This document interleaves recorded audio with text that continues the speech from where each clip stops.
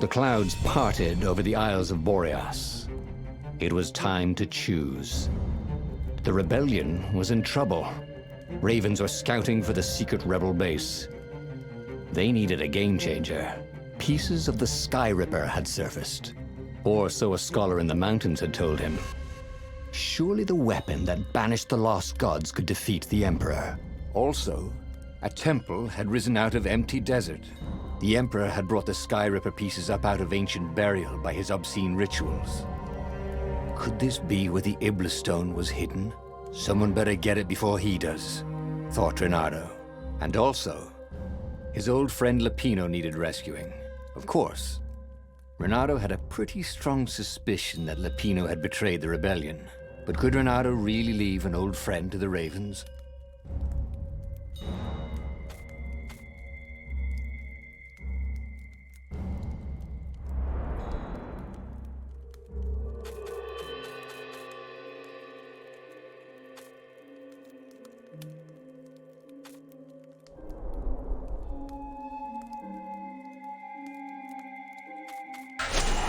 The island was windswept desert.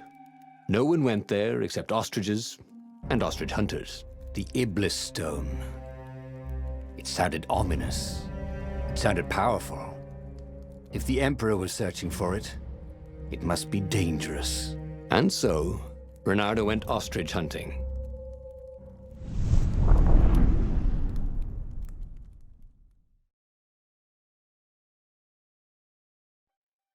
Every child could sing verses about the Sky Ripper, but ancient codices held hints of other things.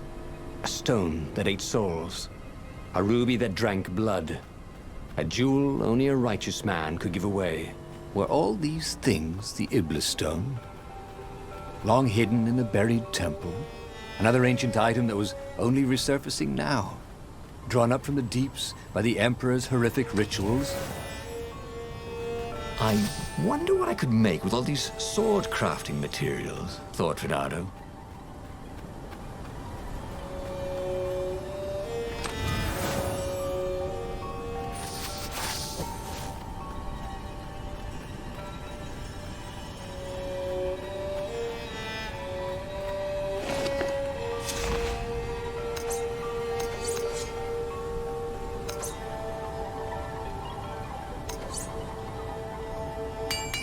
Sword from the south was terrific for barbecuing sausages and ravens.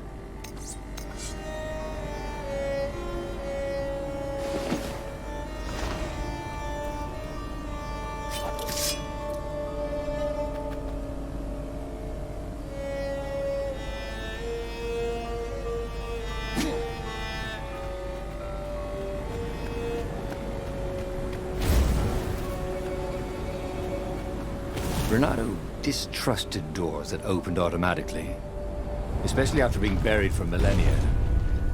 Was this some sort of trap?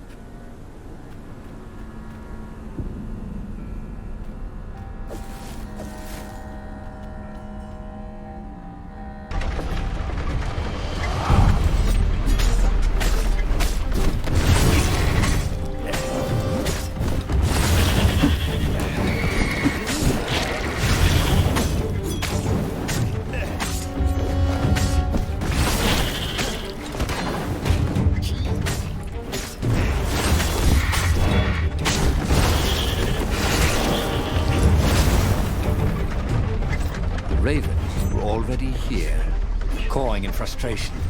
They were still searching for a way in. Good. And he hadn't come too late. Hey! Hey! I'm a firefox, thought Renato.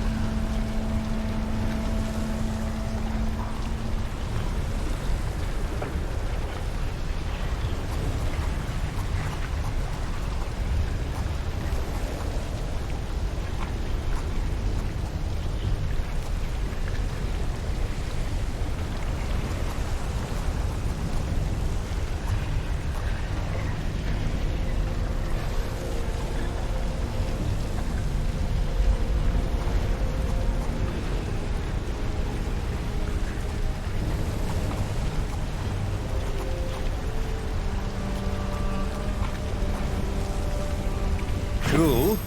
Wish I could do that.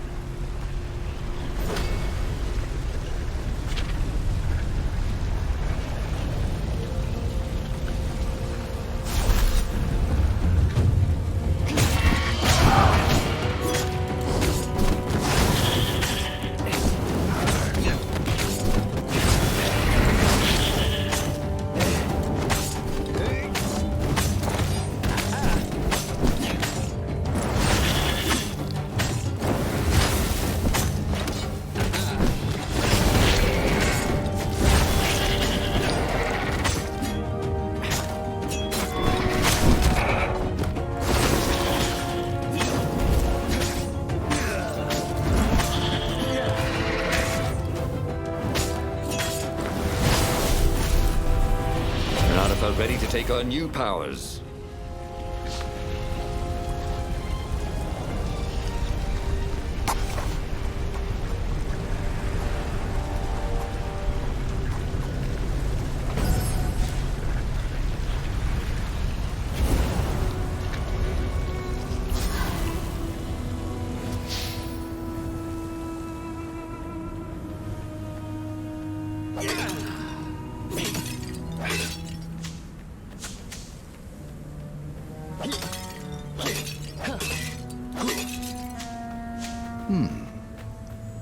Hero Wall, Hero Sword, Ice Wall, Ice Cube.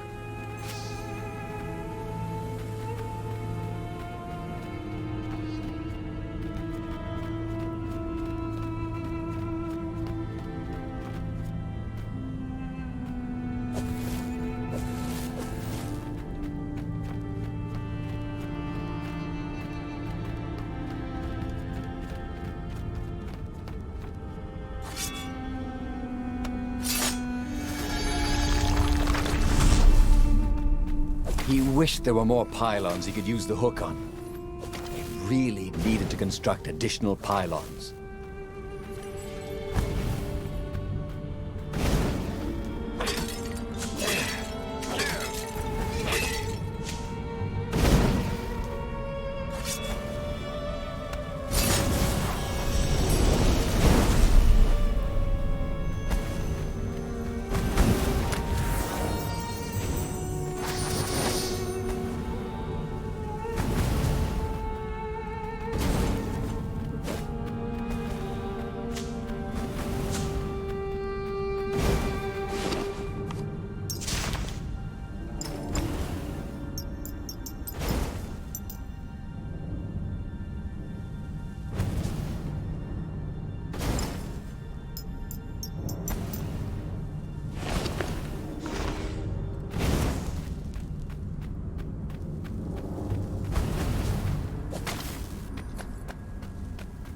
Huh? A lever? That was new. Most people still use doorknobs.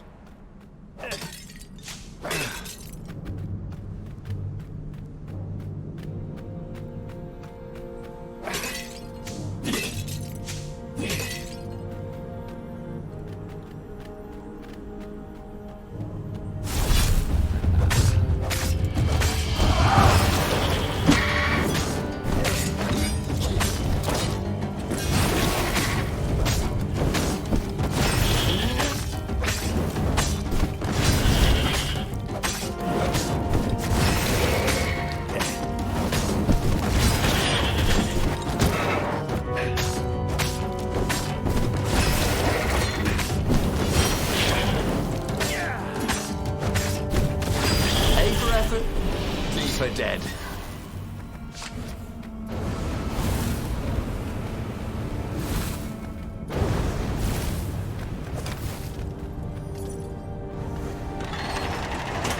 The Ravens, at least, could not get past this point.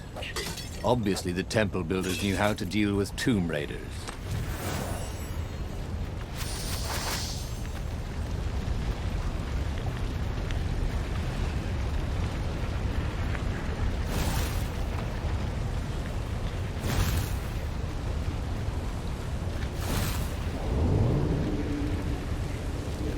This was much easier than free climbing.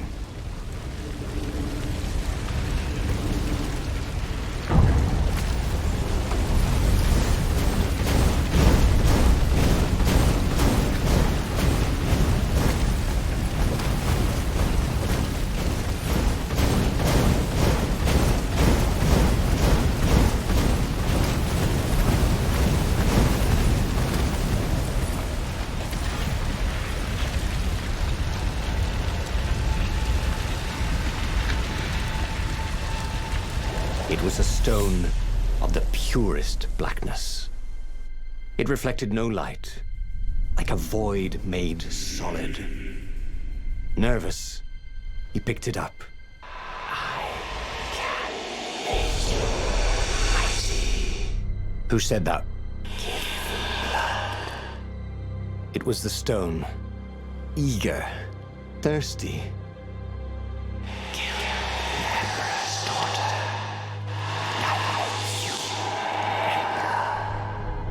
That seemed tempting and terribly wrong.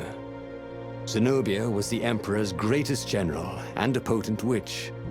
But they had been close once, and Reynardo wasn't sure he really wanted to be Emperor. Why not capture the core of Sky Ripper instead? It was the eye of a lost god torn out by the transcendent Emperor to power his greatest weapon. "It's the core," said the stone anxiously.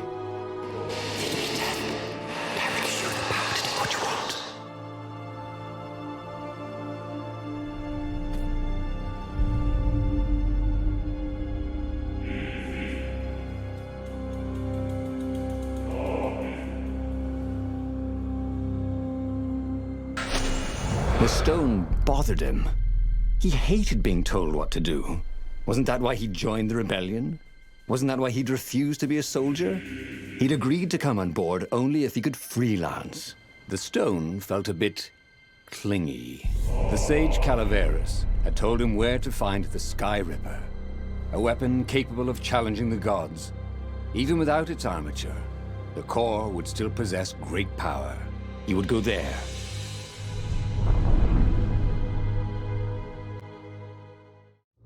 The moment he landed the Farfarer, Reynardo had a rare feeling of regret. It's not too late, he thought.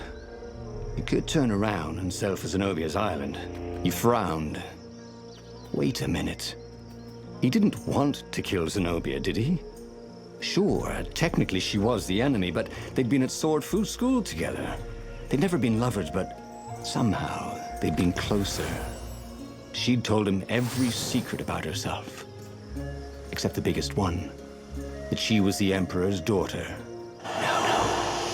Kill Zenobia, whispered the stone, before it's too late.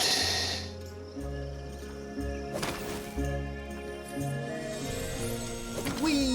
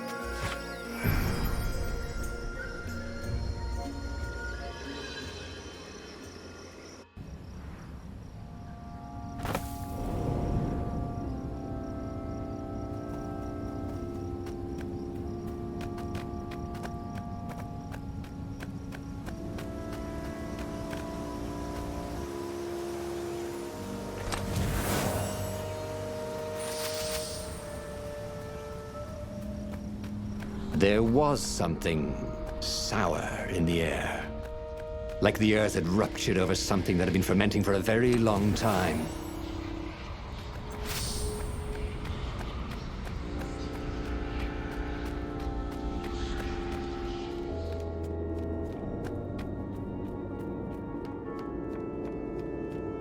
Hey! I got this friend who's a swan. Could he join up? He dyes his feathers.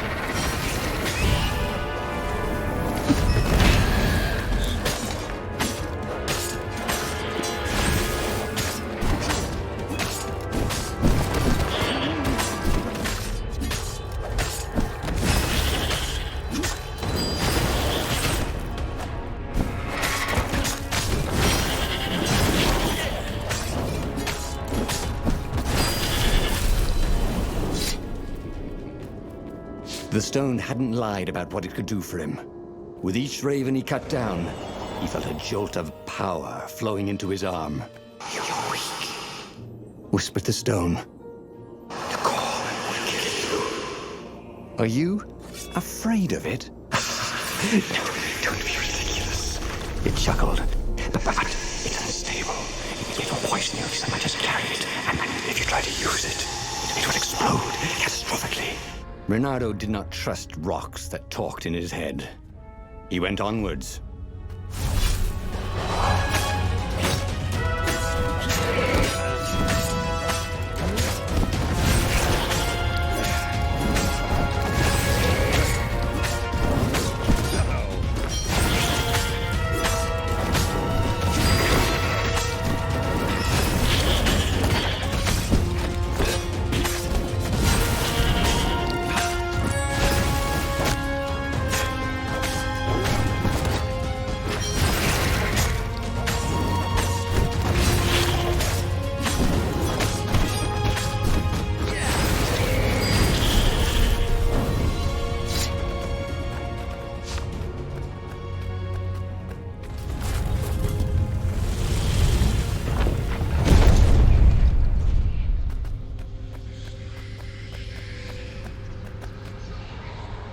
As he approached the core, the stone became hysterical. No, it's too much power. We'll rip a hole in space and time. He had a sudden vision of plunging his gauntlet into the core and dying in anguish. That wasn't his vision, was it? The stone had sent him its darkest fears, hadn't it? He had a sudden impulse to do exactly that. He raised his right fist and plunged it into the core. There was a rush of light. He thought he could hear the stone screaming. And then he passed out. When Reynardo came to, the core was gone. But the Iblis stone was no longer black, but glowing with a blue light. And it was silent.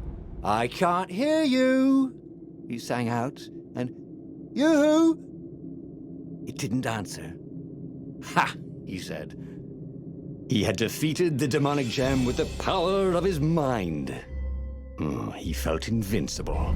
It was time to attack the Imperial outpost on the Nexus. Take the battle to the enemy. But among the huge crystals, there was also an observatory. A wise man would probably ask the scientists exactly what he had first.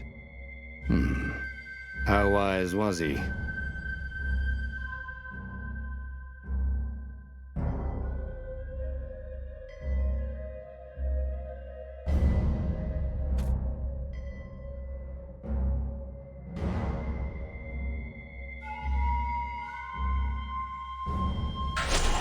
As the Farfarer sailed towards the Nexus, Reynardo wondered if the core had been created to silence the stone, or even to feed its hunger. Well, honestly, he didn't care. He felt terrific, and he appreciated the quiet inside his head.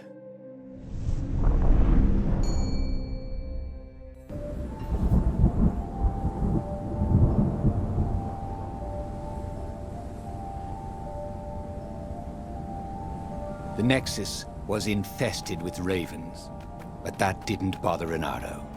With each death, the converted Iblis stone in his gauntlets glowed brighter, and he felt stronger. Wow. He was getting a bit bloodthirsty, wasn't he? Well, he wasn't one. He was a warrior. They're supposed to be bloodthirsty.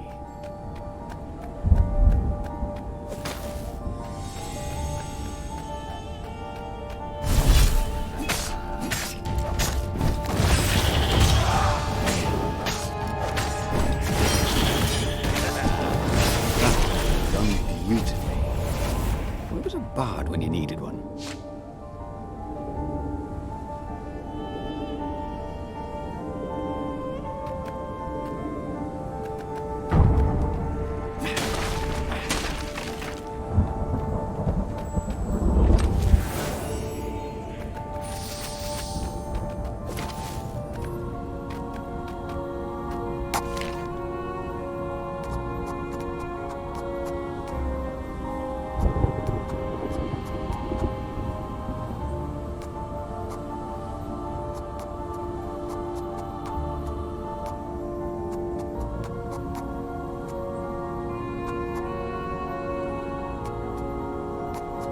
well. He'd always wanted to do that.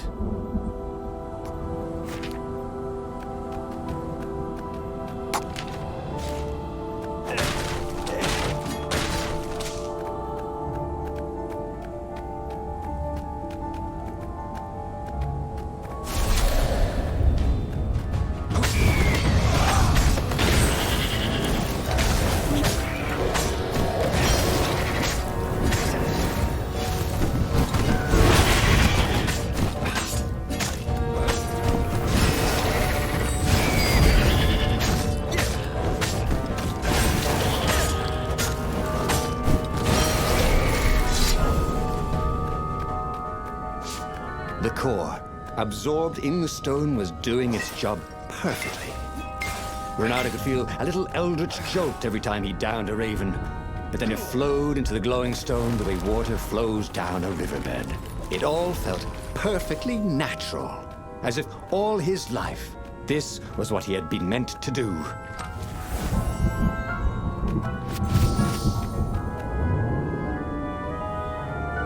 Renato wondered if it wasn't cheaper to build bridges and stairs.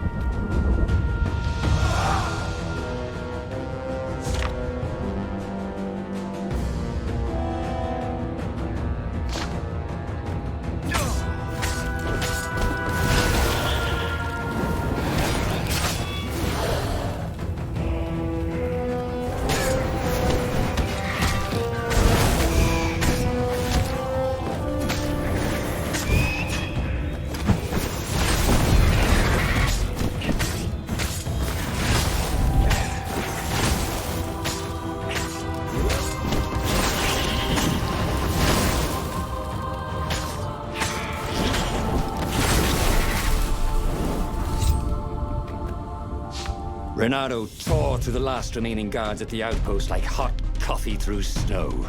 There was a far speaker toad here. He called the council speaker. He knew she would be thrilled. And she was. She wanted him to come back to base. They had plans to discuss and a medal to give him. A large, golden medal. Great, said Renato. Let's talk about who else I can kill. Then the far speaker croaked again. Hello, Renato. It said. If you get sick of slaughtering second-rate birds in the Nexus, I'm waiting for you in the mountains. Zenobia, the witch, taunting him. With the stone, he'd finally be her match.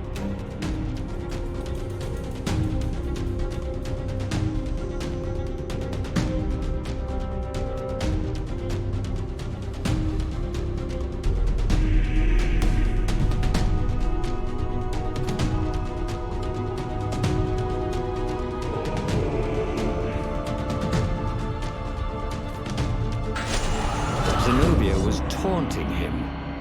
No doubt she hoped to lure him into a trap, but it didn't matter, did it? He could fight his way out of any trap. He was invincible. This was gonna be fun. So where was this ambush? Renato couldn't wait. At Sword Fu school, she'd always studied a little harder, practiced a little longer, complained really a lot less. And then she'd become a sorceress. He'd always known he'd have to take her by surprise or not at all. But this would be a surprise indeed. What was really fun was hooking yourself onto a moving ship.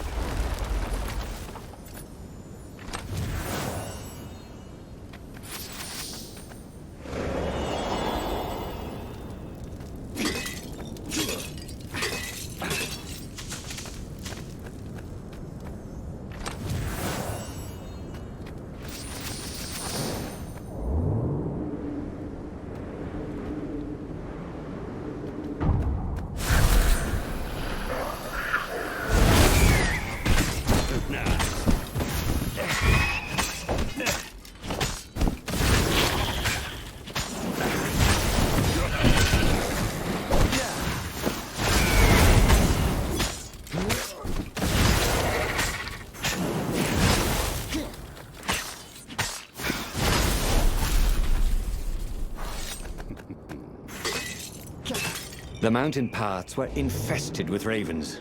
That was swell. Every time he cut one down, the stone glowed a little brighter. In fact, everything glowed a little brighter. Look how white the snow was, and how very blue the raven blood was. Seriously? Where was she? He wanted to try his new strength against hers.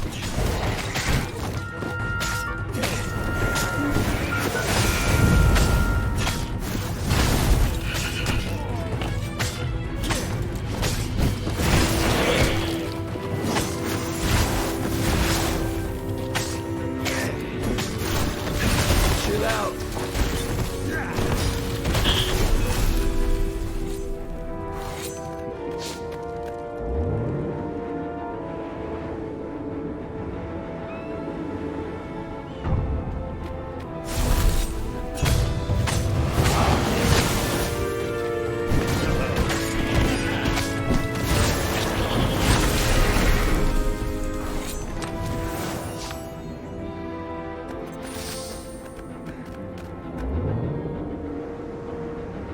Oh, this really didn't have much in the way of safety features, did it?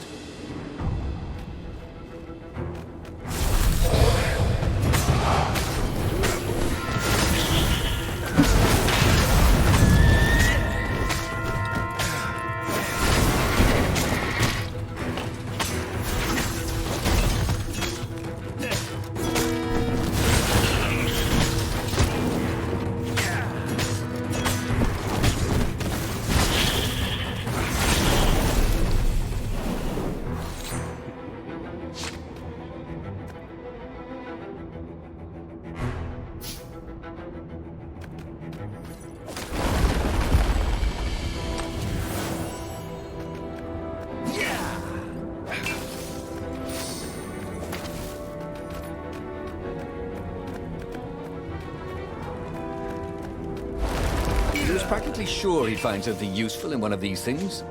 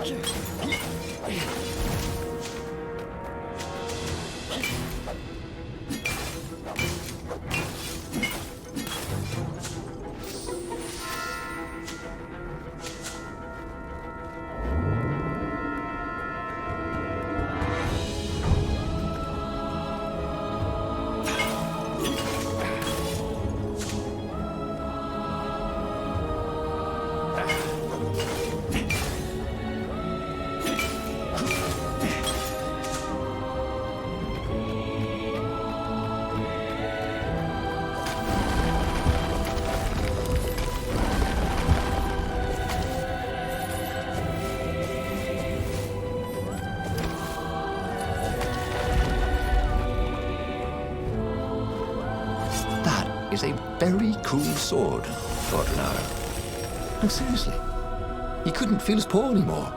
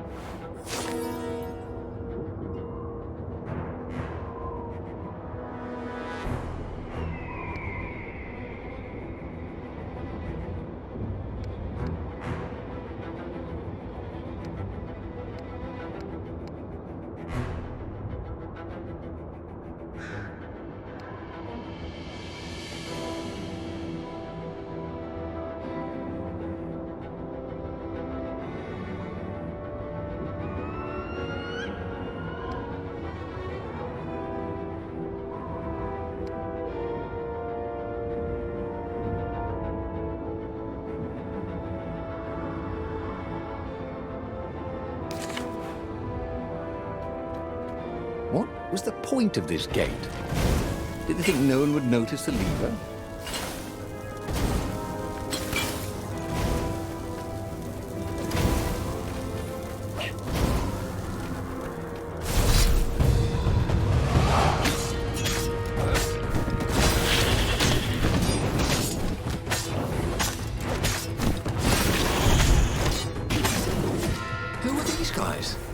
They seem to make everyone else harder to kill.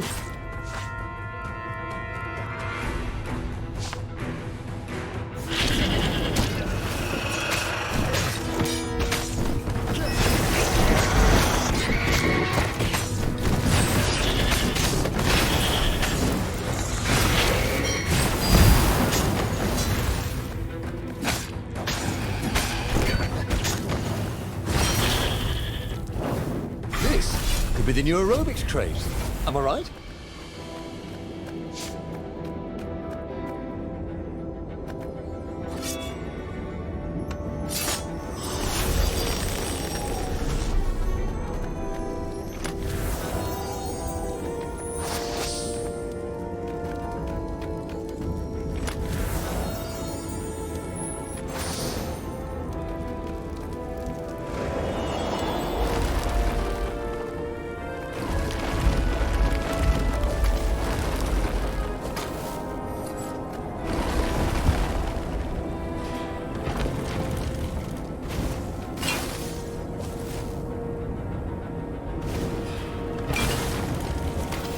Renato felt antsy.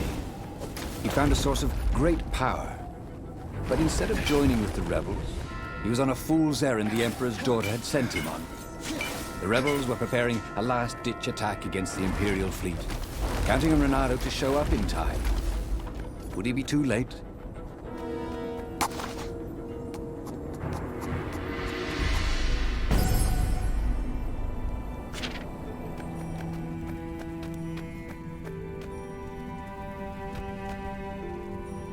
At the end of the path was Zenobia.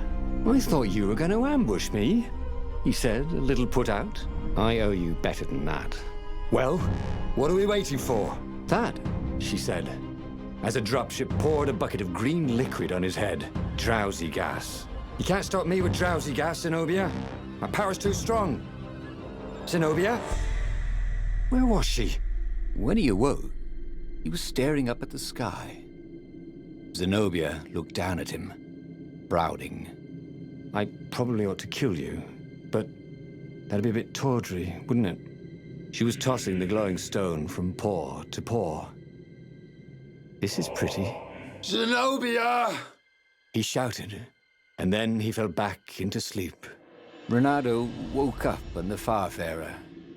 His head ached. He drank his favorite hangover remedy, but the brandy did no good. Zenobia had beaten him again. Oh, he really should have listened to the Iblastone in the first place instead of messing around with the core. He had a bad feeling about the upcoming fight. But what kind of hero misses the final battle?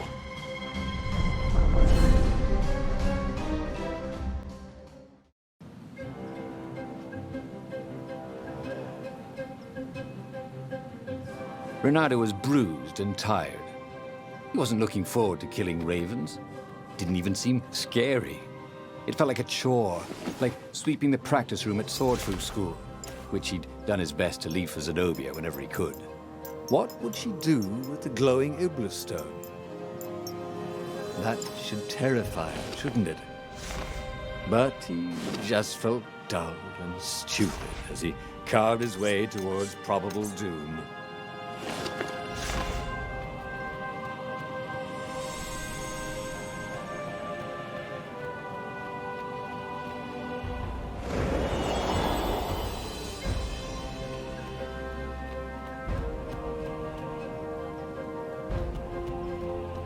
Sharp? Check. Pointy? Check. Flexible? Check. What else do you need in a sword?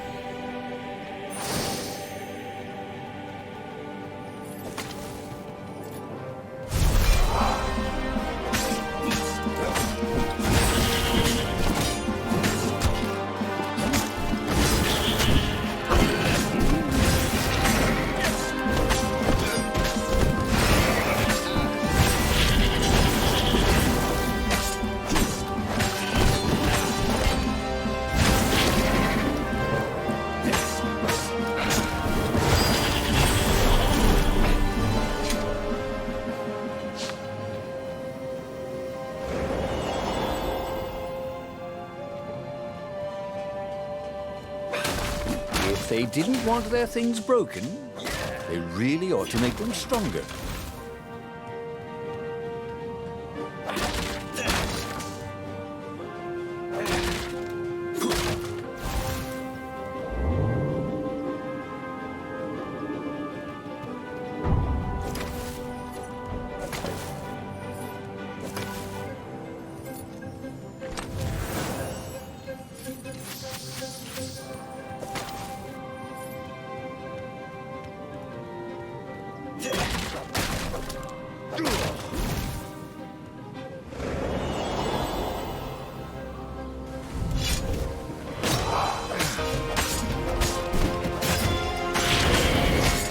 Burnt fur. His. Ravens didn't smell any better dead, Bernardo thought.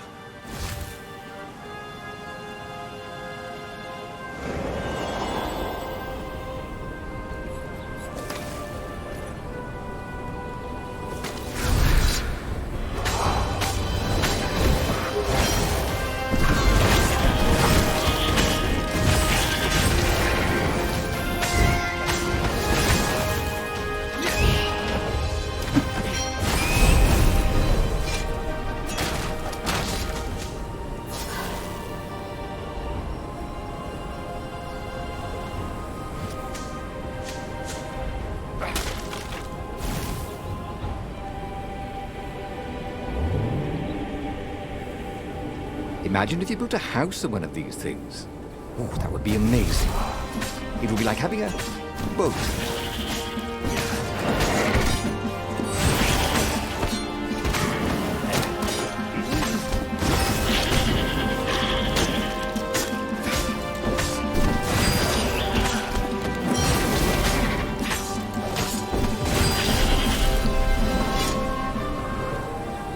It was all so unfair.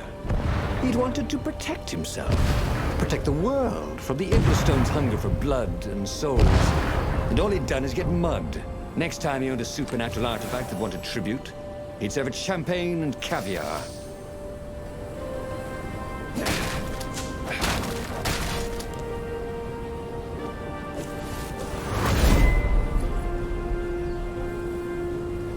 Don't look down, he thought.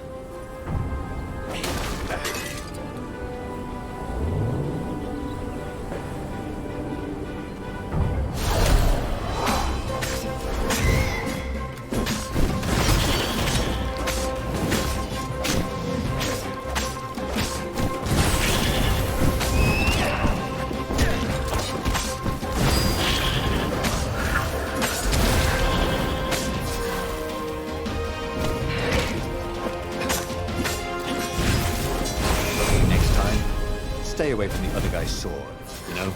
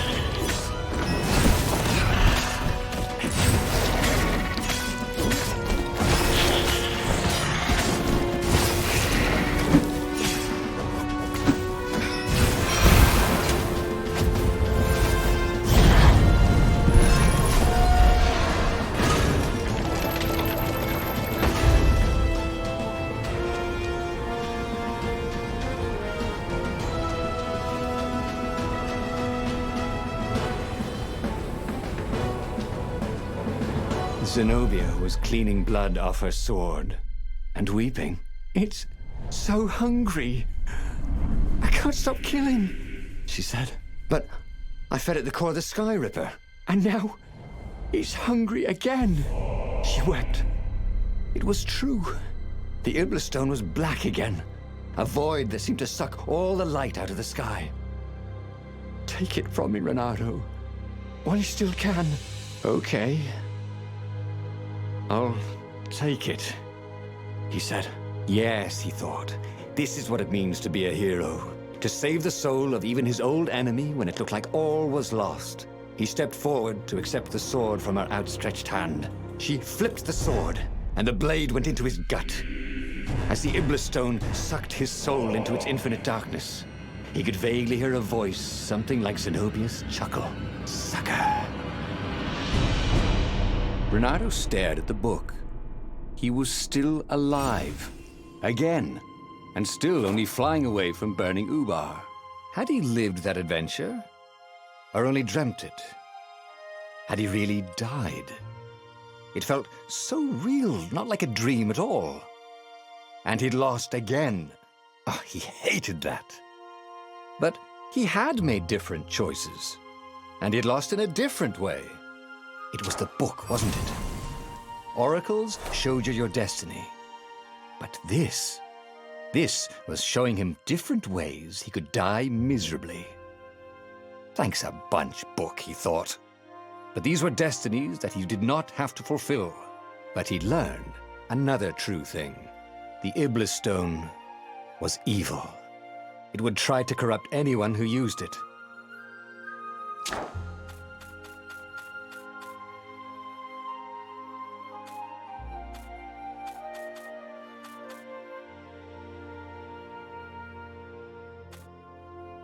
But that meant there must be a destiny where he survived and won, right? Otherwise, what was the point? And with that, the book's pages fluttered back once more to the beginning, and the clouds parted over the Isles of Boreas. It was time to choose. The rebellion was in trouble. Ravens were scouting for the secret rebel base. They needed a game changer. Pieces of the Sky Ripper had surfaced. Or so a scholar in the mountains had told him. Surely the weapon that banished the lost gods could defeat the Emperor. Also, a temple had risen out of empty desert. The Iblistone was hidden there. It was a dangerous artifact. It could corrupt its user into a bloodthirsty monster. Maybe he could find a way to use it. To take its power without surrendering to its wickedness. And also, his old friend Lupino needed rescuing. Of course, Renato had a pretty strong suspicion that Lupino had betrayed the rebellion. But could Renato really leave an old friend to the Ravens?